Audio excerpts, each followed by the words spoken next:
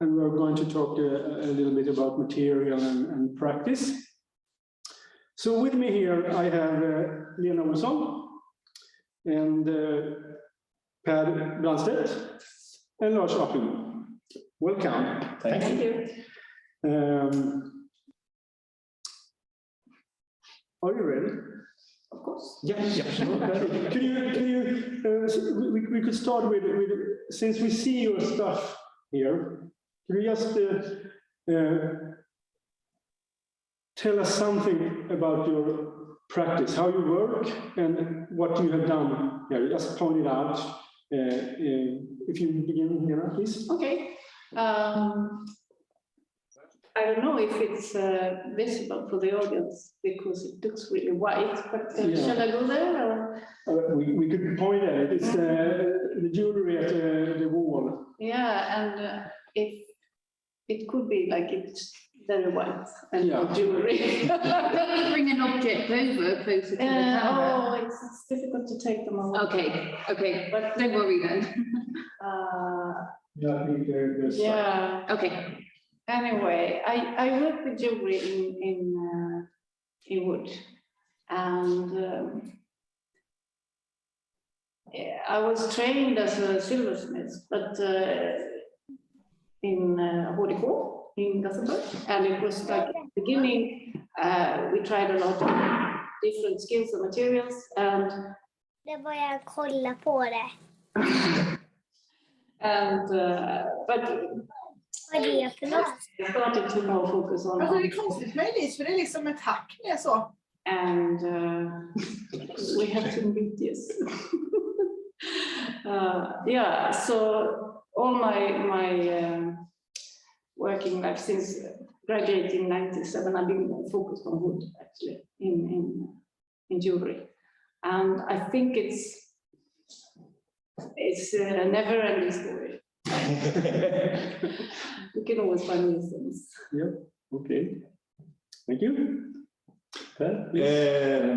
Well, I've been doing woodwork for practically all my adult life since the 1970s. It's been very different types of woodwork during different periods. I started out with actually carpentry, and then gradually it became furniture that was most interesting for me. I have my education from Capella Gordon, and during a period about 25 years ago, I was 1 year in Japan, and I saw very, very many extremely well-crafted small pieces of woodwork, which fascinated me. So after that stay, I started working with smaller objects, like boxes and like usable objects. And I did that for quite a few years. And then on another trip that I did, I found or I met artists who worked with wood, which they used this technique, burning technique, to do the first surface treatment. And that became very interesting. This is like 20 years ago about. And for this method, like the small, very fine crafted pieces of work, it doesn't work. It doesn't make sense. So I started scaling up larger and larger pieces, and well, this is one of the largest pieces I've done so far. And I also, I've been very interested in different like wood crafting techniques. And a few years ago, I met another technique, which I've seen during all the years I've been doing woodwork. I've seen steam bending, but I've never tried it myself. So during a residency, I found this technique, and there were they had the equipment, they had people who knew the technique, so I started experimenting. And this is what came out of the residency. So right now I'm like shifting back and forth between like working with these big solid wood oak pieces and these very thin steam band pieces. That's where I am today. Okay, I was educated actually at Kapellagården as well. Just some year after you left there, Yes. I came to Kapellagården. And already at Kapellagården, I started to make sculptural furniture or objects, and so on. And then as you, Per, I've been working in wood in very different ways. I think that's maybe one of the problems with wood, that you are able to work in so many different ways. I have been working at Riksantikvarieämbetet with reconstruction of buildings. I've been working with art in public spaces and so on. But the material has been the same. I've been working with education and teaching for maybe 15 years, but always I come always back to the material wood, and it's very funny here. Right now I'm showing a piece, the black pieces, I call it lumber, just a massive piece of wood, and it started with I bought some equipment from another sculptor, and there was a very, very interesting piece of wood, she said. It's black oak, it comes directly from Galärvarvet in Stockholm, and you know, during the Vasa ship and all this, they started to make another function for the Galärvarvet, and probably the solid piece of black oak come from that one. But it was such an exclusive material, so she just never made something out of it. And that's really interesting, because it's happened to people working in wood, that you come up with something so exclusive you can never start using it. What I did with that piece was I turned it upside down and put it on 2 limestone pieces, and I had a wonderful bench. And the shape of that sill was so interesting, because every time you pass it, the bench called for you, the shape said it was something. And I've been working with a series of this is number 5, I think, lumber, where I try to see where is the border of this irritation or this thing. And this is solid wood, it's heavy, and that's why it's very interesting to work with the animals here, hard. It's wasted wood, it's spruce, and it's very easily to cutting, and it's so cheap. So you made a leg, and you're not very pleased with it. You just throw it away. I don't throw them away, but I put them in a certain box, and then I made an elephant. And it's, well, 2 different ways to work, and it's just that it happens to be right now. Yeah, and you're into something there, which is the next question I'm going to ask you. Could you tell us something about your relationship to the material, to wood? I can grab what we're talking about recently, the thing that you have this precious material that you can't really use because it's so precious. And I have a nice story from, I have a colleague in Switzerland, and he knows a person working with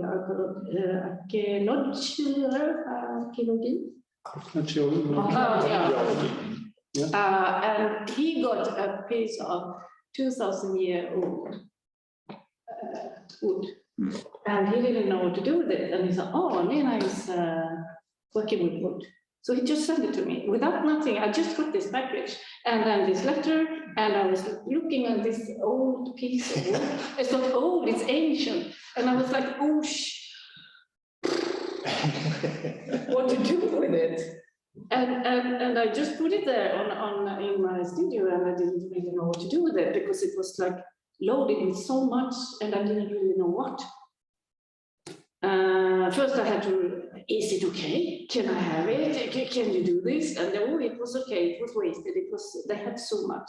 And it was a floor from a housing they had. And this I couldn't do anything with it. And my thoughts was like going like this, and I realized that, oh, this is so precious, and I couldn't really touch it. But then I started to think, what if this is a piece of wood? It has been a tree. Someone 2,000 years ago have taken down this tree. Someone has made this wood branch of it, and someone has put it in a building. And so many feet has tripped on this, and then it's vanished in the wood. And then now it's in my studio, this very piece of wood. And it could be anything. It could be, but I knew this. If I found it just on the streets, I couldn't know. But now I knew it. So this made this piece very, very special and very, very precious.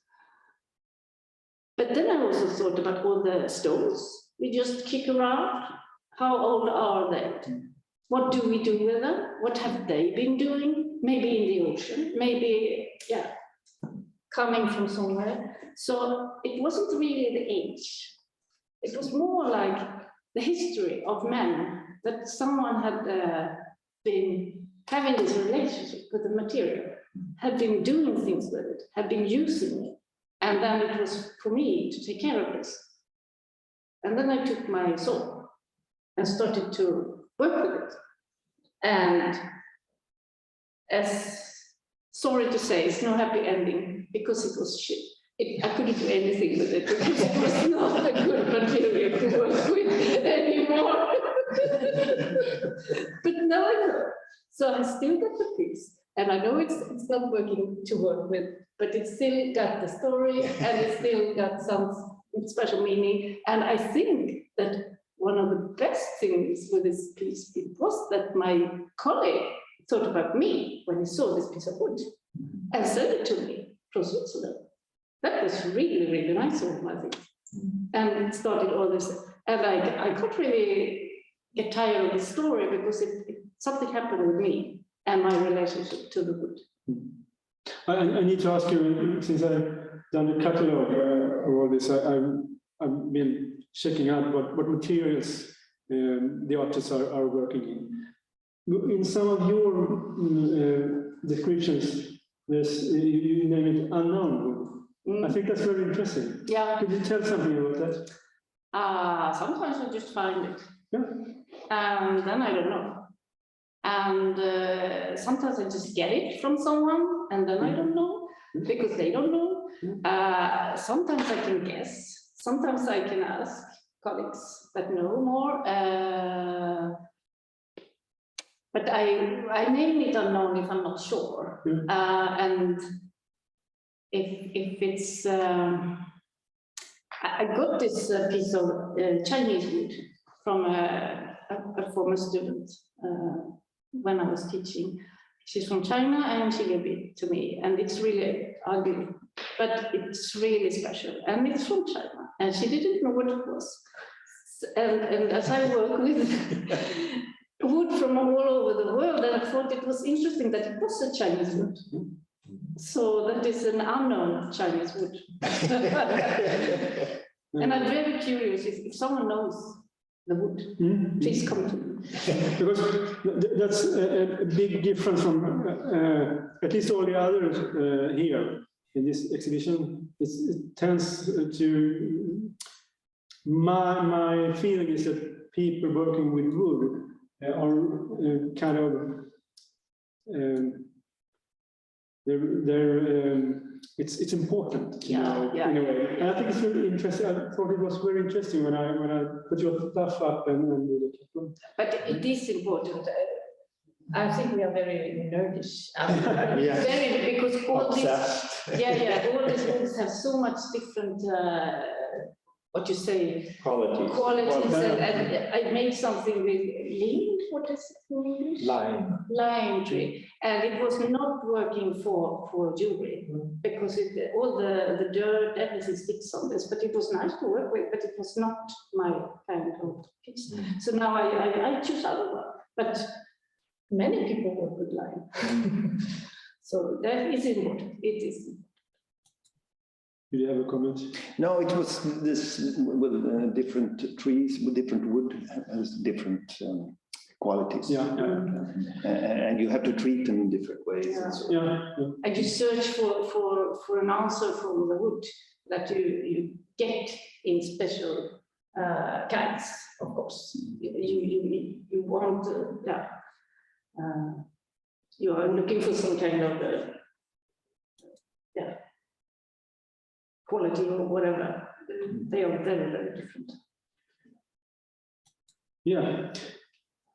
Well, your relationship to the material, to the wood. Yeah, I guess it's like a friendship or a love story.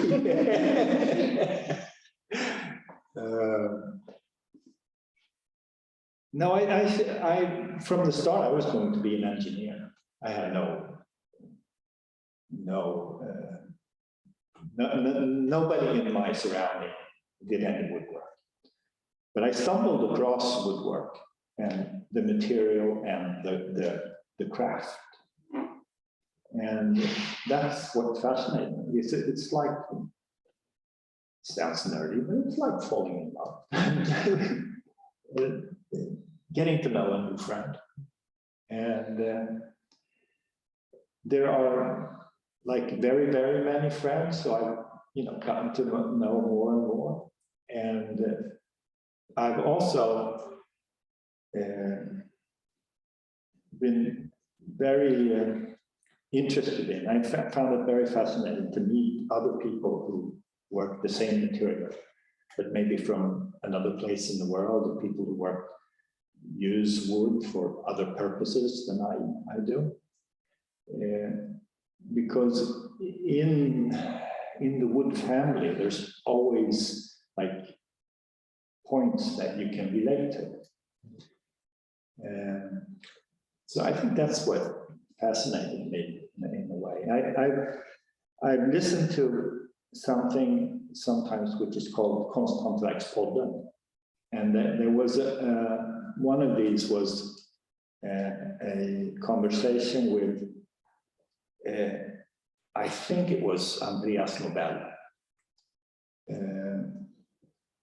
who also is an artist, works with wood, and he described his relationship like you need a material which suits your personality, and that's went right to my heart because that's the way I feel. Sometimes I've gotten tired of the wood. I've been like working too hard or too much in one way, and I said, I have to try something else. So I've worked with clay, I've worked with textiles, I've worked with silver. And it's fascinating for a very short while. And then often it's much more difficult to learn how to work in a material than you may hope from the start. So I've always, after a while, said, that's not for me. Back to you. Lars, you were kind of into it, your relationship with the precious piece and the cheap material. Do you want to say something more about your relation to the material? Well, it just happened to be wood in my case, actually. It could have been something else. But working in the same material for many, many years, it's become a relation. You burned a little bit wood in the bandsaw, and you smell different type of wood and so on. And then you can be out traveling, you can feel the smoke from somebody burning something, and you know what kind of wood it is. And my students also often think I'm a little bit stupid because I smell on wood and I eat a little bit and so on, and just to learn to know the wood and realize what kind of wood it is. Because it's, on the other hand, there is no piece of wood, it's all unique.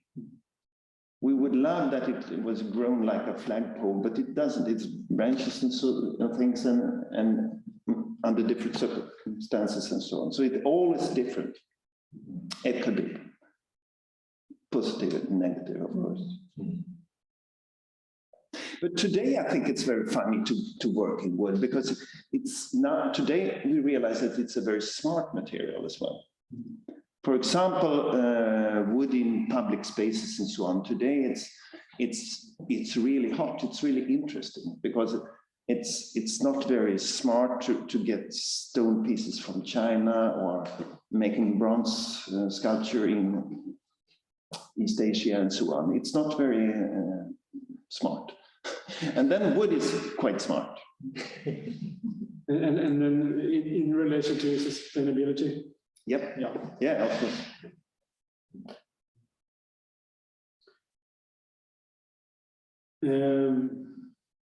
So how do you, when you start the process, which comes first, the idea or the material?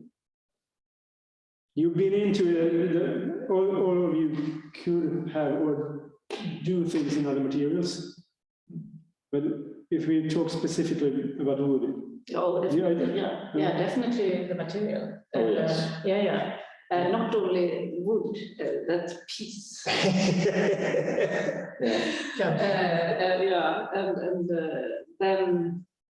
Then the process starts in a way, I think. And then you have to take care of all the things that Lars mentioned. This particular piece, what kind of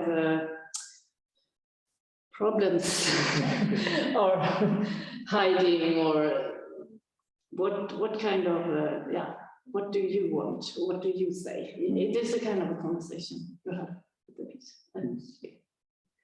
Of course, you have an idea.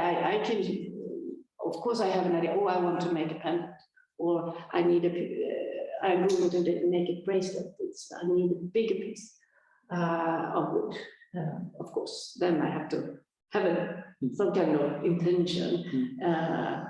But otherwise, it's the piece of material, actually. Yeah, absolutely. So I have a friend who an artist who works with metal. He like all the time he's like thinking in metal. I'm always thinking in wood. And it has consequences for on a long number of different design aspects. So it's a little bit hard to just separate it, because somehow when you work as a craftsperson, you have some kind of conversation all the time with your hand, with the material, with your hands, with your mind. It's like three, so they are playing together, and you can't really separate them. No, that's true. Because it's like you said with this Steneby wood black oak piece. And that started something that made other pieces. It was not that one, but it was like the voice of this one is spoken in a new piece. So it's then it's not that kind of piece of wood that talk. It's the old one that talks through. You know, in relation, yeah. So yeah. So I think it's a conversation. You already answered my next question. If you think in wood, could we get into that a bit? How is it like to think in wood? How is it? Could you describe the process that's going on between your mind and the wood when you're thinking wood, when you maybe just before the process starts. Could we try to put words on that? Oh, that's difficult. Yeah, it depends on what you're supposed to do. Yeah. I suppose in your Javelry, you have to be very certain what the direction of the tree is. Definitely, yes. When Peter makes these chairs, he had to be very certain how he make the back legs and so on, so we get the right strength. When we making benches like this, it's not the same thing, of course. So it depends. But it was interesting that you said that the fiber and Direction. where it breaks and how it breaks, that is, that I have to consider first. How do I, if I'm going to make a ring, the thickness can't be like, so it cracks. So I have to think a little bit like the techniques or how it would, but that makes it so nice, because if you work with plastic or metal, there is no weak parts. There is like solid, but wood isn't solid. It looks solid, but it's not. You can have Ebenholz really hard, and it cracks so easy. But another piece of wood looks more fragile, but it's like really determined, and so It depends if you work in fresh wood or dried wood as well. And and the material behave in different ways. It can be easy to work with oak, fresh oak. It could be very hard to work with dried oak and so on. And all these cracks, I mean, it's a living material, and it's a process to get to dry it down, and you have to think about this. Would you like the cracks, or should you work with the cracks, or what can you do to avoid the cracks and so on? And I think also I was talking before about in the beginning when I worked with wood, I didn't like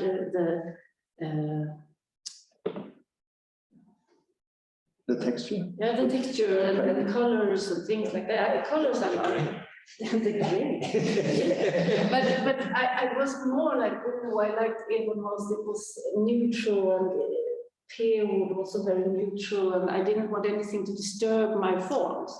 But gradually, I started to more think together with the wood, and actually challenge myself to take the most ugly piece of wood and try to be a friend with this, and try to and it's always like when you're working and suddenly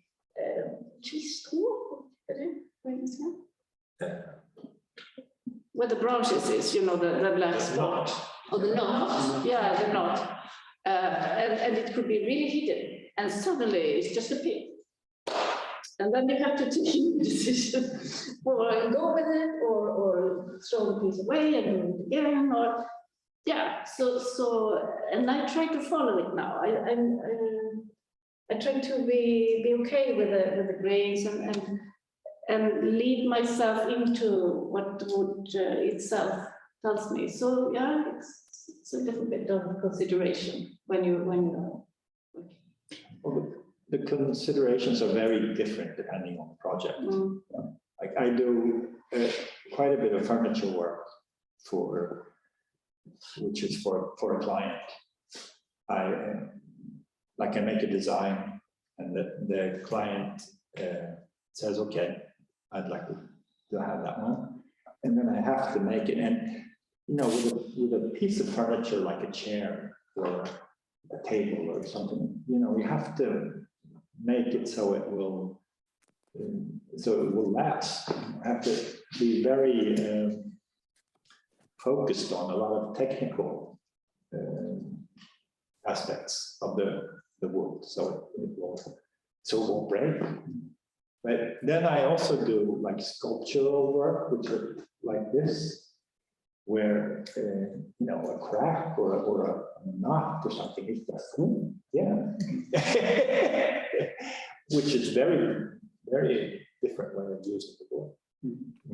But to be very careful without not making stitches and things like that. It's very, you have some kind of I have an idea of saying that. yeah.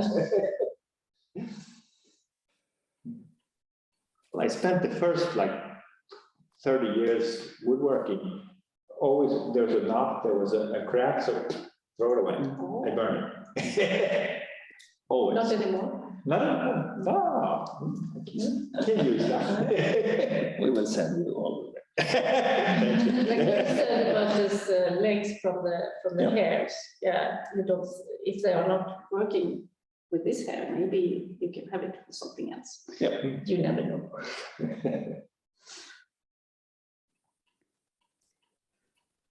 So you've been into it, Lena, you get some material, you find some material. Usually, where do you find the material?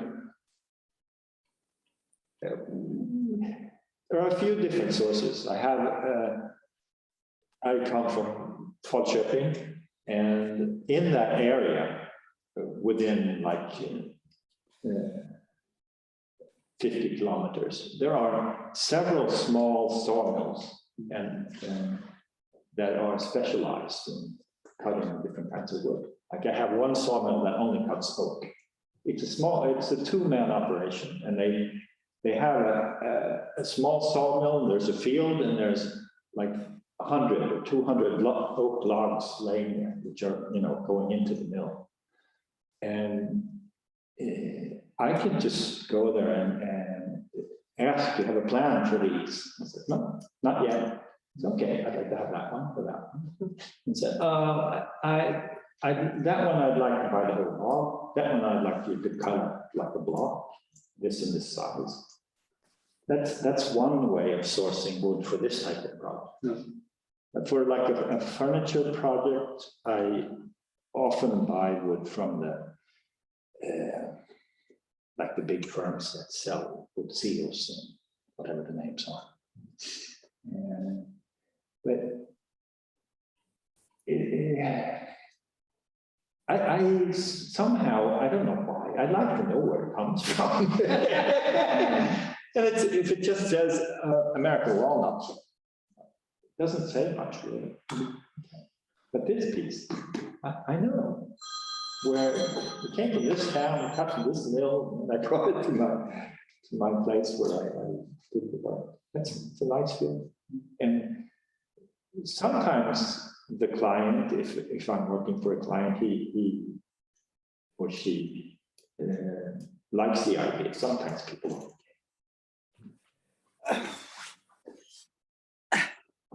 So depending on the project, I source the wood from different places. Well, it's, as you say, Per, it's very nice to know where the material comes from. So this serves as actually the walls from the old art school on Erlands Folkhögskola. And the ash wood in the black piece, it's grown just maybe 100 meters from where I live. And I made a block out of it by myself and so on. I've been working waste wood a lot the last year. It started with a recycle project in Växjö called Macken and Macken Design, and we worked a lot with material from scrapyard as well. And I think it's quite fun. And as a circle coming back to where wood come from, I live really close to the sea. And of course, I take my walks down there. And last year, just a year ago, I saw that there was a lot of material coming from the sea. And it was quite good. And it was like 10 centimeters, 10 centimeters, a lot of them. And there was the half size or the quarter size, 5.5 and so on. And I started to collect them. It was really funny. And I walked and I collect all the, in Sweden we call it vraka, taking care of the goods coming from the sea. And today it's quite funny because if you are supposed to ship wood or wood for packaging and so on, you have to mark it up. So this material was marked with IPCC, a number, and another code, HT, and a land code, MX. I thought it was quite funny, and I took care of all the wood, and then I came home to the computer and I tried to find it out. And it was really funny because it was grown in Mexico, and I could buy 10-15 meters in my computer. I could go by the computer to the sawmill in Mexico, where they have made this piece of wood for packaging. And it was the starting point. So I had a colleague in Kalmar from Mexico. So I called her and I said, you know what happened? Wood from your land come to me. We have to start to work together. So of course, it's quite fun if you can know where the material comes from. That's a digital take on wood. HT, it's heat treated, so you know what it is. That's quite good because you don't want chemical in it and so on. It's just heat treated, no bugs. For me, I get my pieces because I don't need so big ones. No. So, and the first treasure box I got was actually from a Norwegian artist. She came with it because she was visiting our school, and so that I was working with wood, and she was also working with wood, and she was having this exhibition at Röska, Lindholm is her name. And she says, wow, you're working with wood, yeah. And she has, and I said I like the natural colors, I didn't like the paint. But she said, oh, I tired of that, because she loved paint. So she was so tired of trying to find the right kind of wood for the right kind of color. So she had finished with that, but she had this collection of very, very beautiful pieces of wood that she just sent to me. And it's always like that. People come to me and say, oh, I have this nice, because they don't want to get rid of it. And she said, they are so small, these pieces are so small, I can't do anything with it, so please take it. So I have, actually I haven't been able to do so much with leaves, treasure box, because it's like a sample, or I'd like to have it as an example, because it's written in Norwegian on every piece what it was. So it's more like a library, but still, it's still like coming to me. Sometimes I buy because I know exactly what I want, but mostly I get it. I have some pieces for you. Oh! I've been saving them for decades. Oh. And I haven't gotten around to making it. Exactly, they are too small. Too small. So yeah, the wood comes to us. Or sometimes I guess you too, when they are cutting this tree down, it looks interesting. And you go there, and you go there, and you go, and suddenly you realize that shit, I can't have it on. I can't carry it. It's too heavy, so you have to take it on the bus. And you see all the faces, and you try to look like it's totally normal to carry a dog into the bus, but I have done it. I have done it. So yeah, so sometimes you steal it actually from this community. You want to? Thank you. We have a small audience here today. We have a digital audience as well. Do we have any questions from you, perhaps? Do we see if someone online is? Yeah, people are welcome to either write in the chat or ask. You can unmute yourself and ask a question if you would like to ask a question.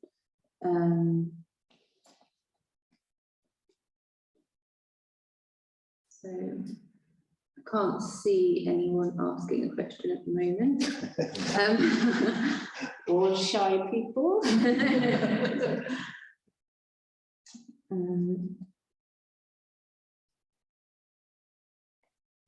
I can just add that I think everyone has a relationship with wood because it's so close to us, to all of us. You touch wood every day, and maybe you don't think about it, but wood is in our lives. And I think that's especially true for Scandinavia, maybe a few other parts of the world. Yeah, but you just have to work here in this room, or you just look outside the window. There are wood everywhere. So I guess that it's strange that no one has questions. But maybe it's so natural for us, so you don't really think about it.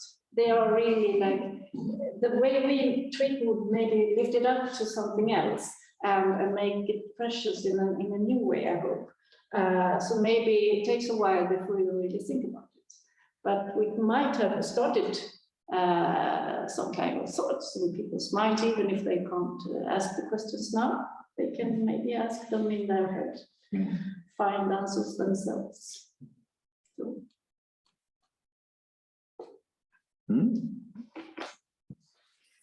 I had a question for Per. I was reading on your website, I was reading in Swedish, so I think I understood correctly. But your work and Hellqvist behind you, a whole bend, the work behind you, which is really, really beautiful. But I was reading that it started in the USA. Yes. But you've also been on research trips to Germany and Switzerland to understand it. And I was wondering if you could talk a bit about, was there differences between processes in different countries, and do you feel like they're all in your work in some way, or? Well, there are very different ways of applying this technique, the steam bending technique. Well, I met this technique, it's 2.5 years ago, on a residency at an institution called Center for Art in Wood in Philadelphia. And all of you people who do woodwork, you should know about this place. They have a wonderful residency that you can apply for. It's 2 months in a group of 6 people who work with wood in different ways. It can be furniture designers or sculptors or very different backgrounds. And it's organized once every summer for 2 months, and you work in a well-equipped workshop at Philadelphia University of Art. When they closed the school for the summer, this organization, the Center for Art and Wood, occupies this space.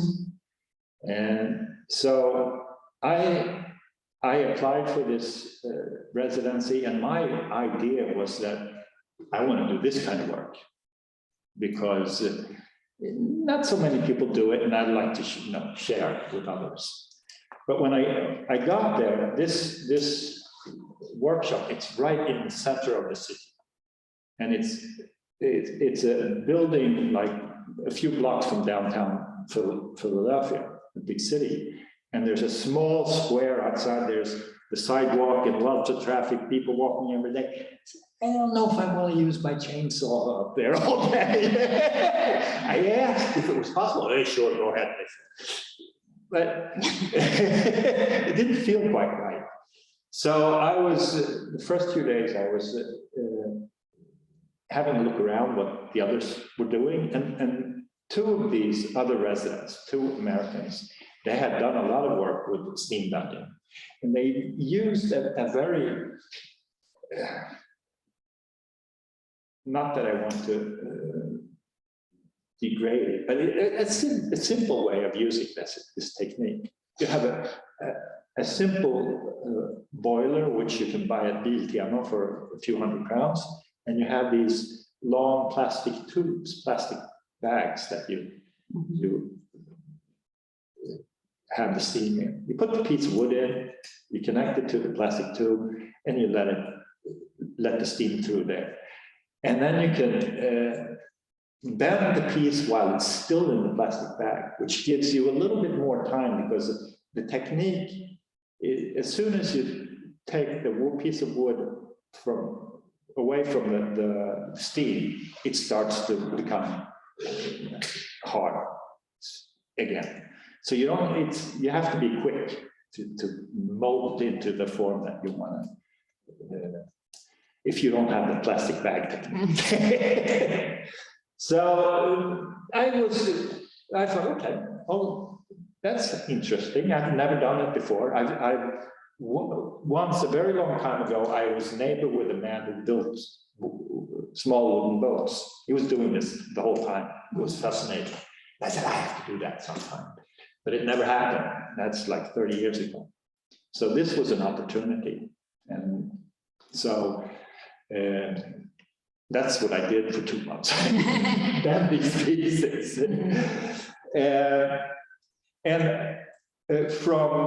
From school, I know there's other techniques. And so I decided in this Hellqvist project, I decided I have to look at other ways of doing this.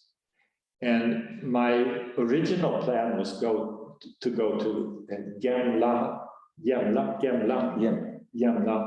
furniture factory, which uses this technique and has done so for 100 years at least.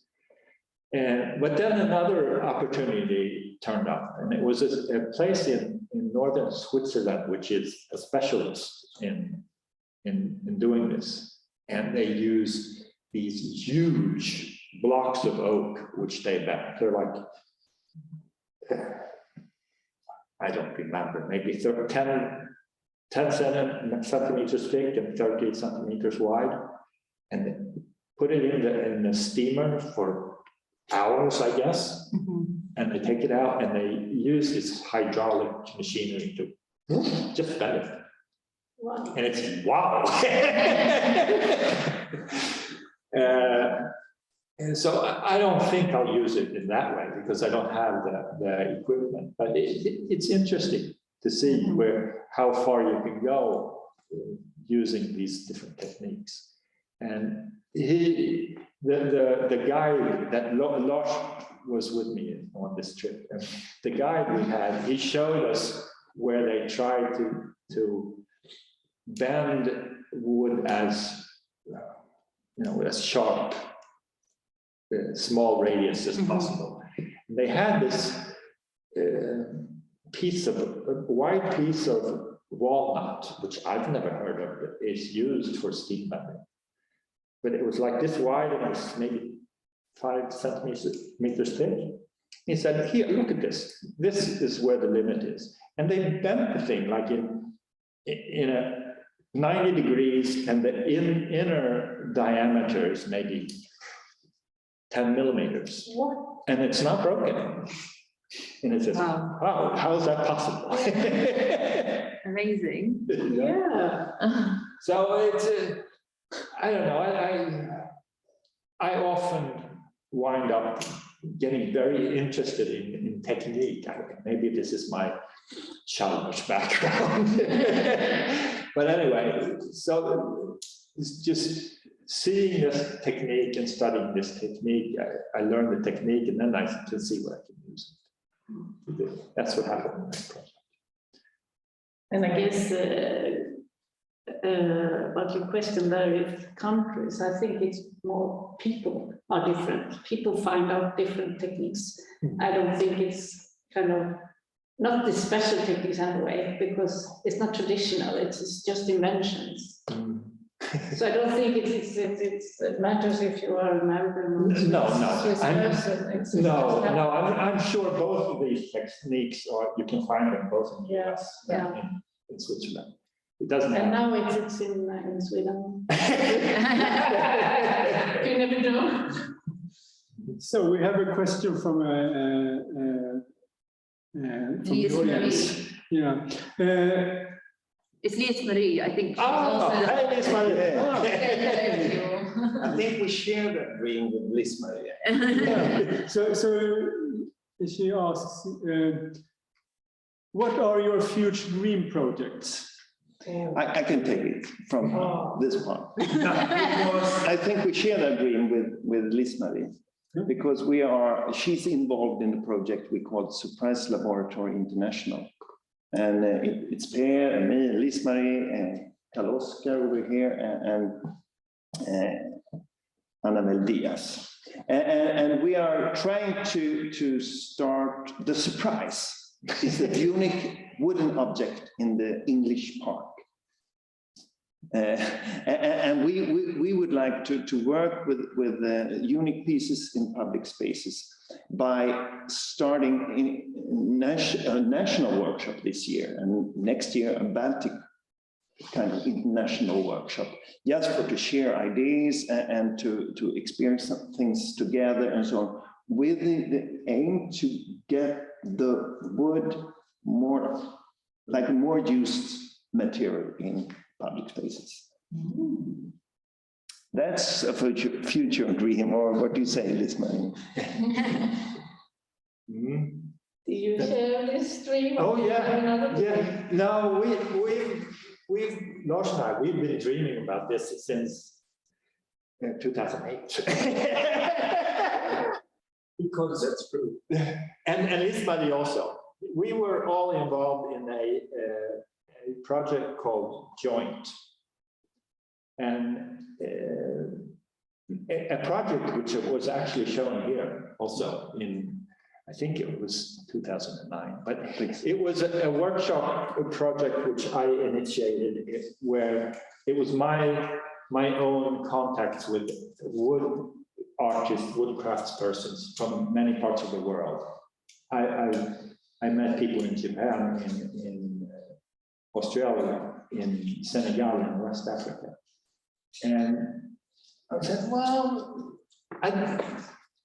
it would be very interesting to have these people work together on a project.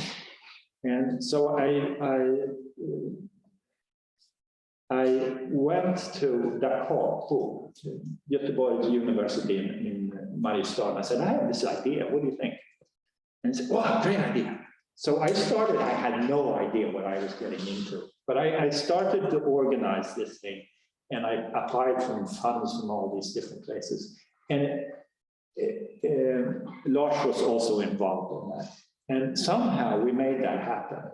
We had, I don't know how many were, 12, 15 people maybe, from Japan, from Australia, from Senegal, from England, Germany, Belgium, and Sweden. And we worked together for 1 week with sculptural seating pieces for small parks in the town of Mariestad. And it was so much fun. It was so, we learned so many things in so many different ways during this project. So directly after that, Lars and I said, we have to repeat this. And we started, but then as things happen in life sometimes, which get you going in another direction. But that kept the dream. Yeah, Lars was very good at keeping the dream. Every time we met, what about the surprise? And so a few years ago, just before the pandemic, we were, now we're going to get this going again. And we applied for funds from many different places. We had a few yeses from the start, and we were ready to go, and then smack, the pandemic. It wasn't possible to go here and there to visit different countries. So we were a little bit losing hope for a while. I won't say that. That's good. He's the optimist. So the dream is still. Yeah, and now we have Kulturrådet to help us. Oh. We've received some funding from Kulturrådet to go through with a smaller project, because we still don't think we can do an international workshop project this summer. So we decided half a year ago that we could do a national project in this coming summer.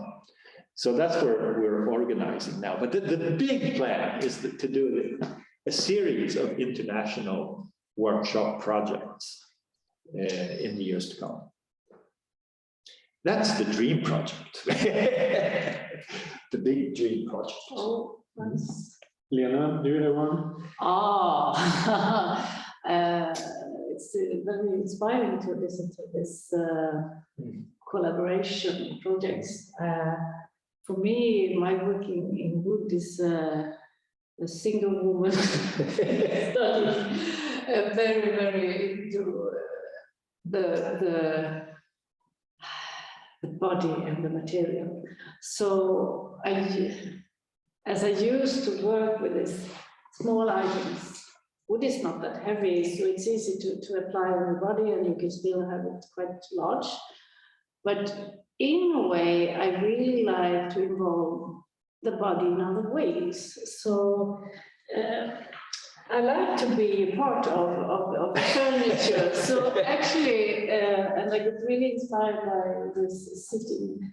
And I also thought that there are places on your body that would be nice to have a nice leaning form, maybe on a wall that you could.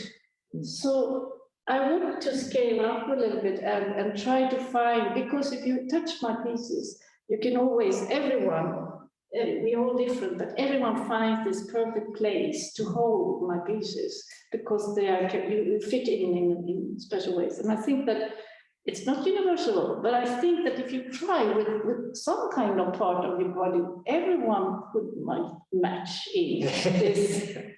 And you know how to embrace it, how to do it, because when I have an exhibition, I put the things on the table, people touch and people try, and they do different things with the forms. And I think it would be nice to see if I made actually one form once that fit under the arm like this. It was when my mother was carrying a handbag, when she was having 2 children to hanging in her hands and running to the bus, and she always put her handbag under the arm like this. And it's interesting because, yeah, it's kind of nice to have something under your arm. And yeah, so that is, I want to scale up and I want to involve other parts of the body, not carrying around like jewelry necessarily. That's interesting. Yeah, we'll see. If it takes you so many years, I have some time. I want to say when I started to think about this, but I'm not so ready, maybe, or not. I don't know. We'll see. Anyone else? I don't have any more questions, I don't think. No. So I think I will. I want to say it like this: it's good to have dreams, and I'm glad to hear that you have dreams. And I want to thank you for this talk and for coming here, Lena, Per, Lars. Excuse me. Thank you very much, and to the audience. You're welcome to check out the exhibition. It's open, the regular opening hours from tomorrow, Thursday. And thank you for listening. Thank you. Thank you.